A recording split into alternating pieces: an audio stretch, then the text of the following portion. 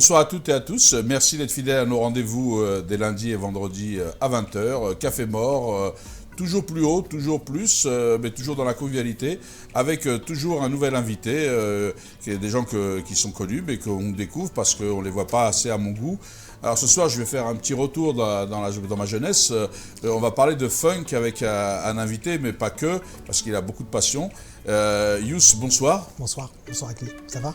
Ça va et vous? Ouais, très bien, très bien. Alors, merci d'être venu. Merci de m'accueillir.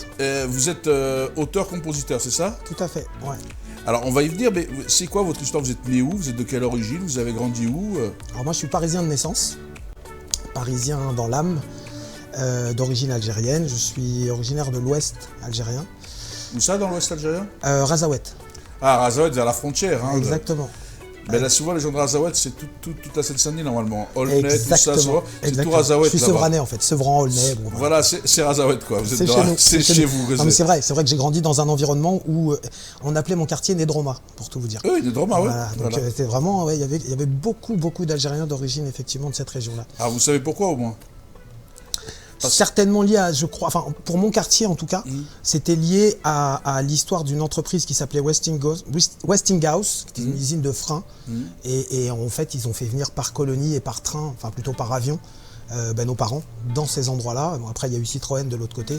C'est exactement ça. C'est-à-dire que comme il y avait de l'embauche à l'époque, quand vous avez travaillé, ils disaient est-ce que tu as des gens à ramener? Ils disaient j'ai mon cousin et tout ça. Et donc, ils ramenaient la famille, et le cousin ramenait l'ami du village. Exactement. Et donc, on se retrouvait dans des secteurs du même endroit. Béjaïa à tel endroit, Saint-Denis, Tizouzou à Saint-Denis. Enfin, tu vois, on se retrouvait à Aubervilliers. Il y avait effectivement comme ça. Voilà. Donc, c'est intéressant de dire pour l'immigration, tout ça et tout. Mais tout le monde se retrouvait. Alors, après, on va y mais tu ne nous diras pas comment tout le monde se retrouve au Kiss Club, quoi, parce que c'est dans la passion, tu vas y revenir.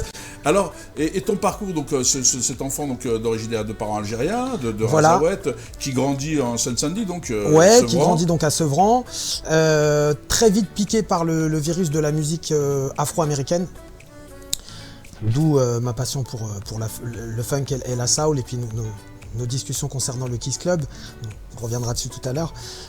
Donc très vite en fait piqué par le virus et évidemment, pas de formation musicale, pas d'école de musique, pas de solfège ou de choses comme ça parce que c'était... on n'en parlait pas à la maison en fait, c'était même pas envisageable. Mais par contre très vite passionné par les vinyles. Donc je suis très vite devenu collectionneur de vinyles, donc avec évidemment la passion des États-Unis, une passion immodérée pour les États-Unis. Donc j'ai très vite commencé comme ça et je chantais évidemment par-dessus les disques. Et puis après on m'a demandé dans mon quartier de venir chanter pour les petites fêtes et puis pour les amis. J'ai commencé dans les halls évidemment. Et puis voilà, tout doucement... Avec le pas de danse et tout? Ah bah évidemment, avec le pas de danse. Ça, ouais, tout à fait.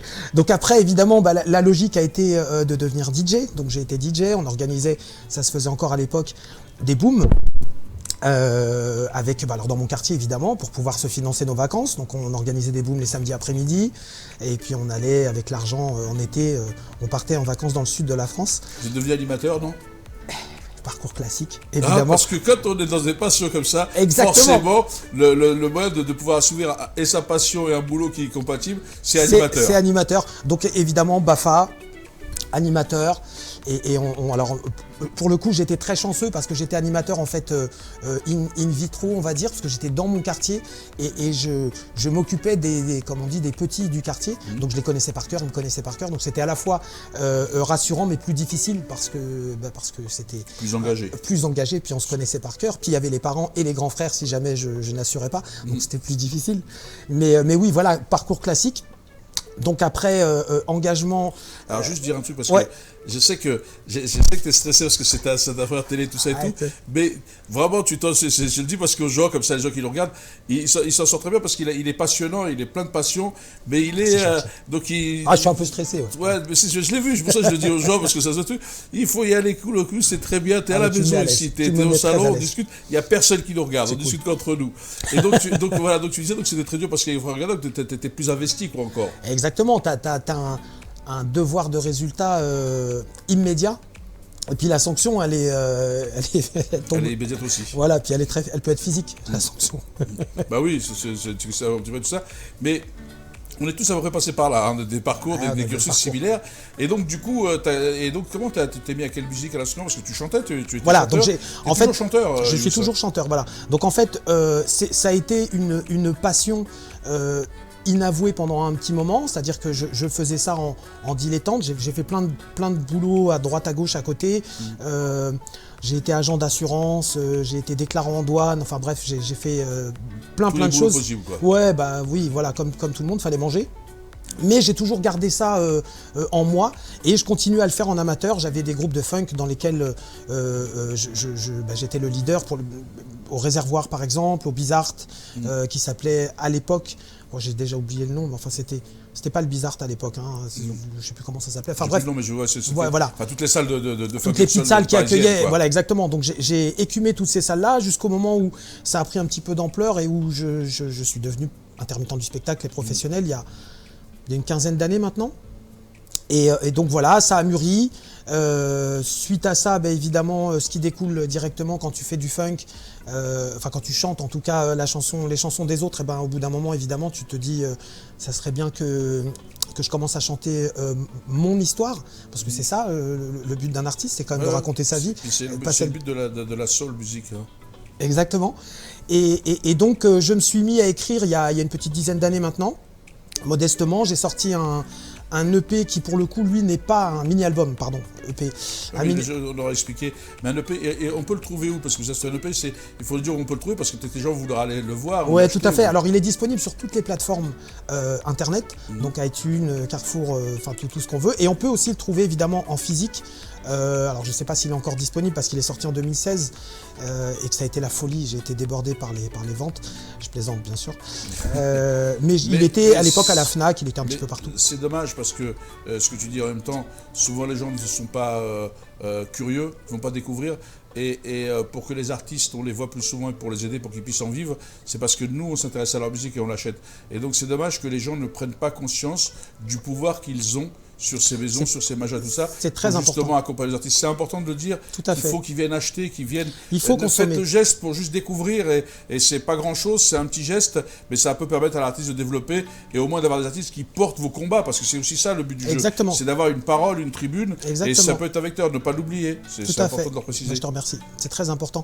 Donc voilà, ce mini-album est sorti en 2016.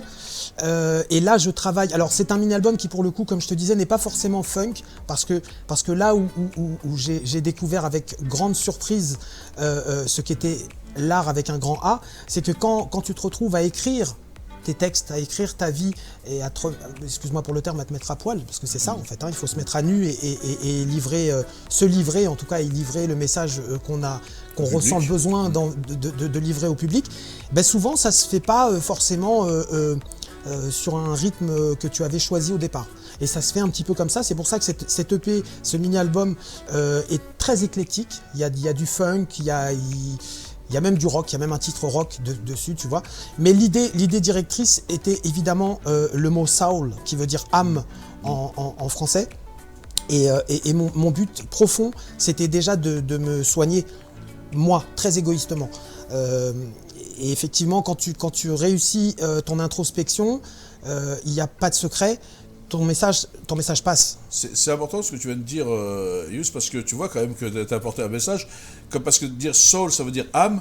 Il faut quand même savoir que c'est comme ça que se soignaient à l'époque entre guillemets, les blacks, les Afriques, les esclaves, tout ça. Exactement. Ils chantaient de la soul pour apaiser leur souffrance et soigner leur souffrance. Tout à fait. Les premiers chants, si je peux me permettre une petite rectification qui n'en est pas une, les premiers chants qu'on qualifie de soul sont les chants qui ont commencé dans les champs de coton en fait. C'est ça. Voilà, c'était comme tu disais, la souffrance, et ça a commencé comme ça. Soigner son âme, se purifier, essayer d'accompagner ses souffrances, ces terribles souffrances que les gens vivaient, parce que c'est horrible. Mettre des gens en esclavage, ça n'existe nulle part. Heureusement, Dieu merci, ces temps. Enfin, il y en a encore malheureusement. Malheureusement, il y a encore des gens qui auraient ces pensées nauséabondes. C'est terrible, c'est terrible. Et donc, si tu veux, la soul music, comme on l'a tous les deux vécu quand on était un petit peu plus jeune, est une musique qui parle véritablement à la banlieue française. C'est une musique, la corrélation, si tu veux, entre ce qu'a vécu la population... Les souffrances des uns et des autres. Mais complètement. Alors évidemment, à des degrés et des échelles incomparables. Qu'on remette les choses en place. Bien sûr. On ne vit pas l'esclavage ici. Nul ne peut se comparer à une situation d'esclavage et les difficultés qu'on a là socialement. Complètement. Par contre, effectivement, la problématique et le mal-être, le malaise et le mal-être d'une partie de la population, donc la population des banlieues pour la grande majorité, c'est une population qui, entre guillemets, a, qui a à peu près les mêmes besoins, qui sont des besoins de reconnaissance, d'identité, puisqu'ils sont tous en quête d'identité. Bon, la population afro-américaine, évidemment, avait de gros problèmes d'identité et de reconnaissance. Nous, ici, en France, en tout cas, je parle pour ma génération, et puis malheureusement, j'ai l'impression que ça n'est pas terminé. Le principal mal, il est là. C'est qu'on ne sait pas exactement, excuse-moi le terme, on a le cul entre deux chaises, hein, on ne sait pas si on est africain ou européen, on ne sait pas exactement si le français sous chien, comme on l'appelle, c'est très à la mode en ce moment. Oui, j'ai vu le débat et l'attaque sur Hassan Sandy. Il y en a, si le ridicule de les tuer, ce serait catastrophique pour eux, quoi, quand même. Complètement. Il y en a, ils osent tout, hein. C'est ça qu'on les reconnaît, merci. C'est Odia qui disait ça, tu te souviens. C'est vrai, les mêmes références, en fait. Complètement. Non, mais voilà, donc la problématique étant la même, c'est venu un petit peu, alors soul ou blues, hein, parce que c'est quasiment la même musique, il ne faut pas l'oublier, et c'est venu un petit peu naturellement pour moi que d'écrire mes mots, M-A-U-X, et puis de les mettre en musique.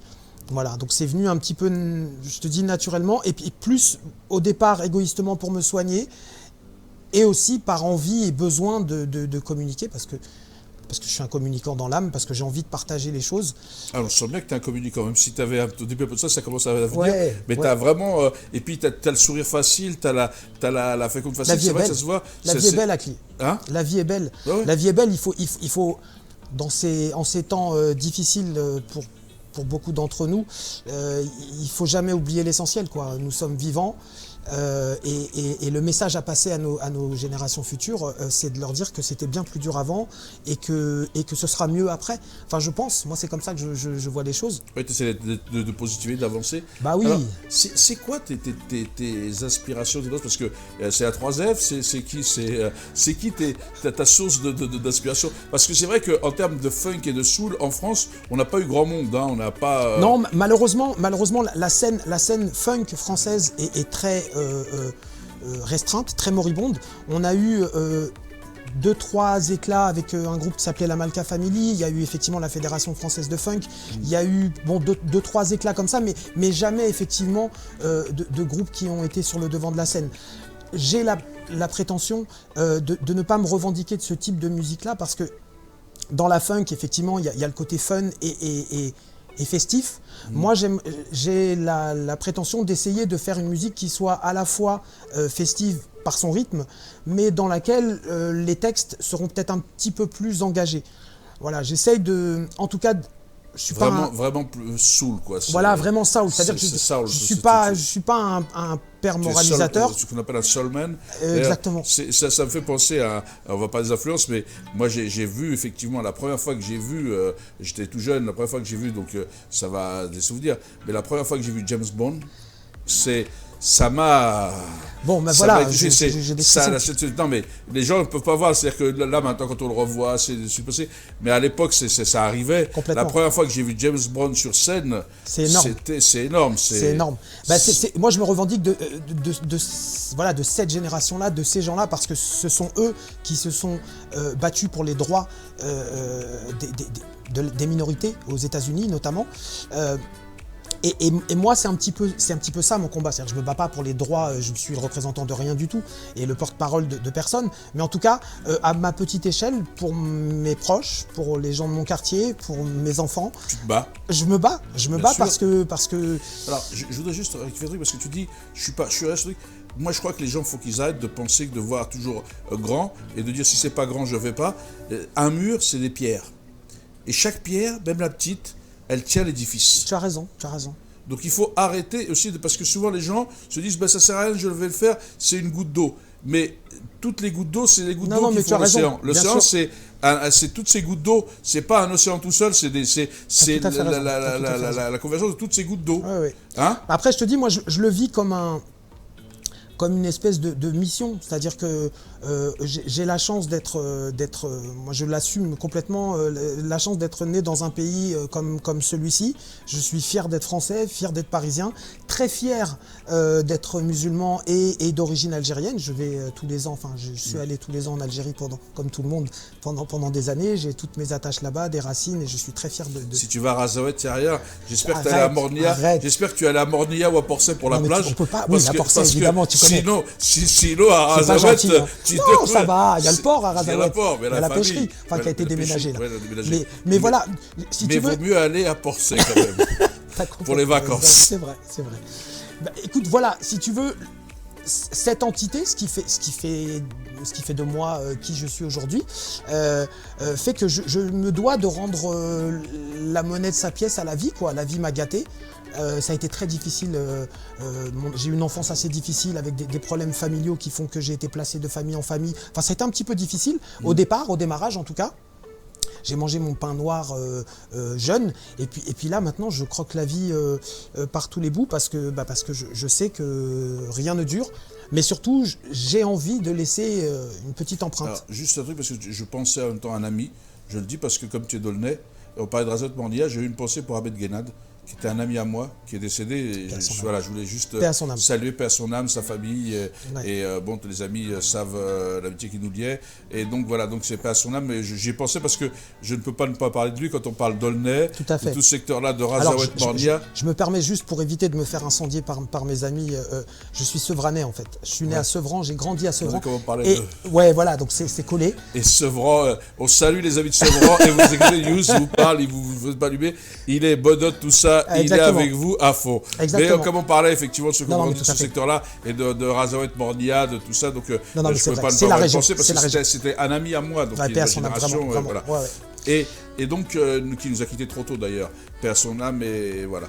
Et donc, je disais que, alors ce travail, comment, avec toutes ces ce que j'ai vécu, moi ce qui m'intéresse, c'est comment un jeune effectivement d'origine algérienne, etc., on aurait plus, je vais faire le cliché un peu lourd, justement parce que c'est le rôle du journaliste, on vous aurait plus vu dans le rail, dans le truc. Comment ça se fait, comment l'évidence, mais justement, c'est pour montrer qu'il n'y a pas d'évidence, c'est justement ça le but. C'est ça qui est beau dans l'art. C'est ça qui est beau dans l'art. Et donc, comment on arrive à se passionner dessous là, à ton niveau, quoi, parce que il faut savoir, les gens ne le connaissent pas, mais t'es passionné à 200%, c'est pas 100%. Ah, c'est ma vie, ouais. 200, c'est même pas 200, 300, c'est ta vie, quoi. C'est ma vie, ouais, tout à fait. Bah, comment te dire, c'est quelque chose, j'ai l'impression qu'on tombe dedans quand on est petit. D'ailleurs, drôle de situation. Qu'est la situation à l'époque, en tout cas dans nos quartiers, parce que on n'écoutait pas de rail. Je ne sais pas si on n'est pas loin en termes de génération. On n'écoutait que du funk et de la soul, parce qu'on se reconnaissait dans cette musique en fait. Et sincèrement, que mes amis chanteurs de rail et je vous aime ne m'en veuillent pas, mais je ne me reconnaissais pas dans les chansons de mes amis chanteurs rail. Je me reconnaissais dans ce que disait James Brown, dans ce que disait Marvin Gaye, dans ce que disait Curtis Mayfield, parce que c'est lui que je vénérais à l'époque. Alors les gens ne connaissent pas beaucoup Curtis Mayfield, alors que c'est quand même un des monuments. C'est le monument. C'est le monument, le précurseur, le grand. Enfin, c'est un peu le Bellomo du rail, quoi. C'est ça. Non mais tu as raison. Et c'est pas parce qu'aujourd'hui dans le rail, beaucoup de gens ne connaissent pas Bellomo, par exemple. À part la trompette, s'ils l'entendent, ils disent ça je connais, la sonorité. Mais peu de gens le connaissent. Et c'est vrai que peu de gens le connaissent. C'est vrai. Mais Curtis Mayfield, c'est le. Je vais pas dire que c'est le papa de la soul music politique, mais c'est lui qui a eu la plume la plus acerbe au départ en tout cas, et qui a fait prendre conscience à une partie de la population black américaine qu'ils étaient, qu'on pouvait compter avec eux et qu'on pouvait changer les choses. Donc un de mes titres préférés que tu connais certainement, qui s'appelle Move on Up, qui veut dire bougez-vous les frères, bougez-vous. Les choses n'arriveront pas. Si José, si tu peux pas, mais tu peux nous le faire a cappella, un petit truc, ce serait sympa. Ça. Voilà. Now hush not child and don't you cry. Your folks might understand you by and by. Et puis ça continue. Voilà, c'est vrai. Hein. Donc, il faut se bouger en clair. Donc il est déjà non, mais à voilà. l'époque, et ce tube il date il y a plus de 30 ans. Ah oui, c'était la fin des années, c'était les années 70. Je crois voilà, que c'est 72, 73, 40 ans maintenant. 40 ans. 40 ans. Et il disait déjà bougez-vous quoi. Bougez-vous. Et c'est ce genre de discours qui est très important et qui rentre tout de suite en corrélation avec ce qu'on vit ici en France. Moi, j'ai besoin de véhiculer ce type de message à la population concernée et leur dire, voilà, les choses ne tombent pas du ciel. On est dans un pays où quand on veut, on peut s'en sortir. Je ne vais pas dire que c'est facile, c'est pas facile, mais il ne faut pas oublier nos origines, il ne faut pas oublier que notre continent d'origine souffre et dans la misère. Donc on ne peut pas comparer. On est dans un continent, on est sur un continent et dans un pays riche. On a eu la chance ou la malchance suivant sa façon de penser, mais moi j'estime que c'est une chance de naître dans un pays riche.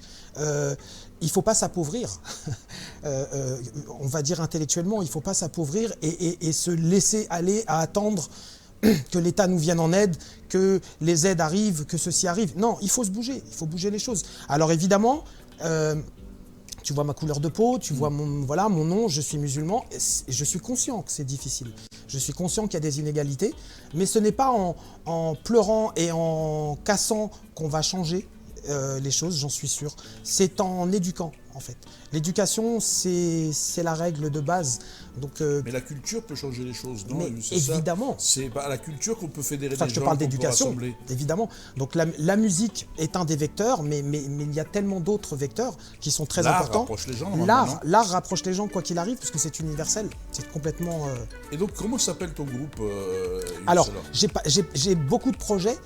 Donc le projet personnel s'appelle Youth, puisque là donc et puis j'ai d'autres. Donc Youth, c'est le projet sur lequel je travaille actuellement, puisque je travaille sur la sortie d'un album, je l'espère, fin 2018.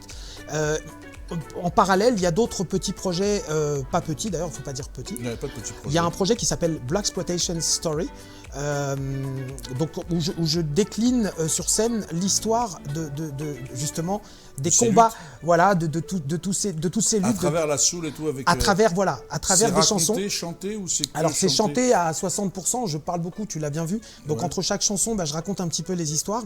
C'est intéressant, ça fait qu'un peu. C'est un opéra soul, quoi, c'est ça, non? C'est presque un opéra soul, sauf que je suis tout seul avec mes musiciens.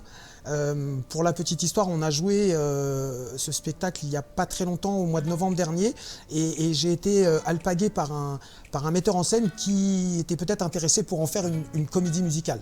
Bien sûr, c'est tout de suite. Moi, c'est tout de suite l'idée. Ouais, tout à fait, bien sûr. Tu vas la parler et raconter, parce que les gens ne connaissent pas en réalité, et donc c'est assez intéressant de montrer. Tout à fait.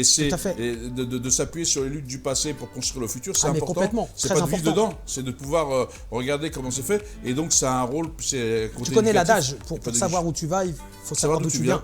Et c'est pour ça que je trouve que c'est un côté éducatif et pédagogique. C'est très important. Moi, justement, j'ai l'idée tout de suite, j'ai dit, tiens, c'est un opéra. Non, tout à fait, t'as raison. Mais c'est vrai que cette musique est la base pour moi. Petite parenthèse, c'est aussi la base de ce qui s'écoute aujourd'hui. Je veux dire, le hip-hop aujourd'hui, le mouvement hip-hop aujourd'hui, la musique rap aujourd'hui, elle n'est pas née toute seule, elle ne vient pas de là. Elle vient dans ses rythmes et dans son essence en termes d'écriture. Elle vient de cette époque-là. Bien sûr. Les beats hip-hop, comme on les appelle, c'est les GBs, c'est James Brown. Aujourd'hui, on n'a rien inventé. Alors on a changé les sons. Mais globalement, tout vient de là.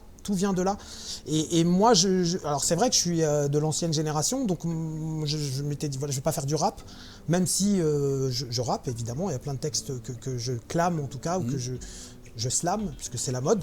Mais je ne me voyais pas faire de la musique hyper moderne à mon âge avancé, mais je pense que c'est de toute façon, la musique étant universelle, les styles musicaux n'étant que des portes qu'on veut bien se mettre, on n'est pas obligé, ou des murs qu'on veut bien se mettre. Voilà, tout style de musique, à partir du moment où ça permet de véhiculer mon message, Alors, je j'ai fais bien compris circuler. que l'inspiration sur les textes et l'engagement, c'est Curtis Mayfield. Bon, après, En toute modestie, hein, en toute parce que modestie. s'il m'entend, il va Non, mais se retourner dans sa tombe là. Non, mais Ouais. il n'y a pas de... Non, je sais que ça bien se sûr. mais c'est pas... Mais les gens démarrent, hein. Ouais, Les tout à talents, fait. je sais qu'on l'a. Et en termes de voix, quelle est celle... le Stevie Wonder. chanteur Enfin, c'est la voix que j'adore, c'est pas la voix que j'ai. Mais Stevie Wonder, oui, c'est un monument, c'est un monument. C'est-à-dire que lui, il a traversé toutes les époques, il est encore là. C'est peut-être parce qu'il est aveugle, d'ailleurs, petit jeu de mots, mais il voit pas tout ce qui se passe et du coup, il continue. Mais il doit sentir le monde parce que Non, mais il le sent très bien. dans sa musique Il le et sent dans très, ce très truc, il y a de la vibration. Hein, parce que c'est la seule, c'est beaucoup de vibration quand même. Hein. Ah, c'est que ça. Hein, c'est que ça. Et donc lui, quand on écoute, si on ferme les yeux et qu'on écoute Stevie Wonder, on est transporté. C'est peut-être qu'il voit peut-être plus loin que certains d'entre nous, non? Ouais, complètement, mais évidemment. Donc voilà, Stevie Wonder pour moi c'est la voix de la soul music. Il y en a plein d'autres, hein, évidemment, mais bon, c'est un des derniers dinosaures. Il est encore en vie, et j'ai eu la chance de le voir en concert, et c'est vrai que c'est bon, ça reste un grand personnage. Ouais. Et donc ton actualité, parce que je sais que tu n'avais pas, alors on sait, on va te suivre, Youss, maintenant qu'on te connaît, c'est un CD, on te le souhaite, voilà, fin 2018, sur le projet Youss. Voilà, alors il y a déjà, si je peux me permettre, il y a déjà un premier clip vidéo qui est sorti il y a 3 semaines maintenant, qu'on peut trouver sur YouTube. Alors c'est quoi le clip Alors il s'appelle Invincible, en fait. Tout un programme, Youss. Oui, alors paradoxalement, Quand on connaît le parcours qu'est le tien, et tu as parlé effectivement d'avoir été ballotté de famille, etc., ouais. les difficultés qu'il y a eu et tout ça, Invincible, c'est un titre qui allait bien avec ton histoire? Ce sera certainement le titre de l'album. Oui, Invincible parce que toujours debout. Parce que malgré les épreuves. Ah oui, j'y crois, bien sûr. T'as la foi, pas la foi religieuse. Je l'ai aussi, mais j'ai les deux. Ouais. T'as vraiment, mais on sent dans ton discours qu'il y a une vraie pugnacité, une envie de croquer la vie. Oui. Tant que le cœur bat, je n'arrêterai pas, quoi. Je n'arrêterai pas parce que je te dis, c'est une espèce de mission pour moi. J'en ai besoin. C'est un moteur. J'en ai besoin pour avancer. Donc voilà, il y a ce premier clip. Alors retrouvez le clip Invincible. Voilà. On tape Invincible Youss. Voilà, exactement. YOUCE. Invincible, sur YouTube, voilà, musique, donc celui-ci, et vous retrouvez. Exactement, alors il y en a d'autres. Et allez le voir, ce clip, plus il y aura de vues, c'est gentil. Youss sera peut-être contacté par des maisons, tout ça. Oui, c'est comme ça. Bien sûr. Comme ça que passent les. Maintenant, les gens, qu'est-ce qu'ils font? Le problème, c'est triste. C'est qu'avant, on cherchait des talents, on découvrait, on se disait, tiens, lui, il a une sacrée voix, il va arriver, tout ça. Aujourd'hui, on est devenu dans une société qui est comme ça. Je ne sais pas ce que tu en penses, tu vas répondre à ça. Mais les gens, les influenceurs, les gars, ils vont sur YouTube, ils voient 1 million de vues, ils disent, c'est la voix du truc. Ils ne savent même pas si la personne est comme ça. C'est malheureux de dire ça. Alors, si on peut accompagner quelqu'un comme toi qui a du talent, qui a une voix, qui a une passion, tant mieux. Mais je veux dire, c'est comme ça. Hein. On le voit politiquement aussi. Il suffit que tu passes à un truc, ils te donnent tous la parole. Alors, on voudrait taxer les médias de quelque chose. Non, c'est parce qu'il y a une paresse intellectuelle. Complètement. Et donc ils font ce qui est vendable dans l'air du temps. Exactement. On va comme des moutons. Nous sommes devenus des moutons. Voilà, ils sont influencés. Et c'est vrai que nous, on essaie de sortir, de casser ces codes et de sortir de ces influences. C'est très difficile, mais je te remercie en tout cas. Je te remercie. Donc voilà, les projets à venir. Il y a l'album donc en préparation avec donc ce fameux clip. Il y a évidemment donc le projet Blaxploitation qui lui continue. On a encore pas mal de. Là, j'ai pas de date sur ces mois-ci, mais je pense qu'à partir du mois d'avril, tu me feras le plaisir de me réinviter et puis je viendrai t'en reparler. Voilà, on donnera les dates, mais moi je peux les donner sur mon réseau, voilà, tout ça. Tu les mettras, je peux distribuer. Exactement. Ne t'inquiète pas, on fera la com. C'est gentil. Et puis une autre partie au moins aussi importante de ma mission, c'est que depuis très peu de temps maintenant, et j'en suis très fier, je travaille à Aulnay-sous-Bois. Oui, je sais, tu as une salle de spectacle. Exactement, une salle de spectacle à Aulnay-sous-Bois, où on essaye entre guillemets par la programmation, justement d'apporter, alors c'est une salle qui est magnifique parce qu'elle se trouve, elle s'appelle le Nouveau Cap, et elle est en plein milieu de la cité des 3000 pour les gens qui connaissent Aulnay-sous-Bois. Donc elle est vraiment dans le quartier, c'est une richesse, c'est vécu par beaucoup de mes prédécesseurs et d'autres comme un handicap. Moi je trouve que c'est plutôt un super vecteur parce que voilà, on réussit à montrer que même dans un quartier soi-disant difficile, on réussit à faire une programmation de qualité et surtout qui s'adresse à toute la population. Donc ma mission en ce moment, c'est justement de faire en sorte que les gens de ces quartiers-là puissent se réapproprier des lieux comme le Cap, comme cette salle, parce que malheureusement, il y a aussi ce syndrome dans les quartiers où on se dit la culture, c'est pas pour nous, j'ai pas le temps, j'ai pas de travail, j'ai faim, enfin bref. Donc j'ai d'autres combats que d'aller me divertir. Non, au contraire, aller se divertir, c'est aussi aller s'instruire, il faut pas l'oublier. Et c'est très important, c'est un combat qui est très important pour moi. J'ai vraiment envie que les gamins des quartiers puissent venir découvrir ce que c'est que le rock'n'roll, venir découvrir ce que c'est que la soul music, venir voir ce qu'est une peinture abstraite. Bon, voilà, c'est des petits combats qui, mis l'un bout à bout, les uns bout à bout, pardon, peuvent faire un petit peu évoluer les choses. Faut l'océan. Yus, l'émission touche à sa fin, est fini. Donc déjà c'est déjà. Donc tu vois que ça va passer. Donc je vais te remercier. Et effectivement, moi je viendrai te voir dans la salle. Et j'espère qu'effectivement tu reviendras nous parler de tes projets. Peut-être dès qu'il y aura la date, peut-être le DVD pour montrer aux gens que les choses avancent. C'est très gentil. Et en tous les cas, c'est tout le bal qu'on peut te souhaiter. Et donc je vous invite à effectivement suivre Yus et découvrir un peu cet univers qui est un peu à contre-courant de ce que l'on connaît actuellement. Et par contre, nous, on va se quitter sur ces belles paroles où il faut venir s'éduquer, s'inspirer. La culture, c'est une nourriture qui nous permet de nous construire. Donc sur ces paroles, cette invitation à venir au Cap à Aulnay-sous-Bois, eh bien, je vous dis bonsoir et je vous souhaite une excellente soirée. Merci de votre fidélité à notre émission les lundis et vendredis à 20h. Bonsoir.